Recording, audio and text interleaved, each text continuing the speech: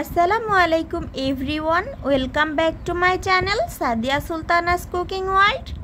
আজকে আমি আপনাদের সাথে শেয়ার করব লাচ্চা সেমাই দিয়ে মজাদার একটা নাস্তার রেসিপি।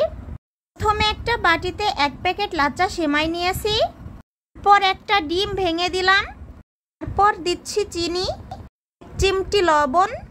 মিষ্টিটা আপনাদের টেস্ট অনুযায়ী কমিয়ে বাড়িয়ে নিতে পারবেন। সব কিছু আলতো হাতে মাখিয়ে নেওয়ার পর দিয়ে দিচ্ছি গুঁড়া দুধ। আবারও ভালোভাবে মাখিয়ে নিতে হবে। এখন অল্প অল্প করে ডো নিয়ে হাতের সাহায্যে নাস্তাগুলোকে নিজের ইচ্ছে মতো শেপ দিয়ে নিতে হবে। সবগুলো নাস্তা তৈরি করে নেওয়া হয়ে গিয়েছে। অন্যদিকে ফ্রাই প্যানে তেল গরম করে নিয়েছি। এখন নাস্তাগুলোকে উল্টে পাল্টে ভালো করে ভেজে নিব। লাচ্চা সেমাই দিয়ে নাস্তা তৈরির রেসিপিটা সত্যিই অসাধারণ ছিল। নাস্তাটা খেতে দারুণ লেগেছে। ধন্যবাদ সবাইকে।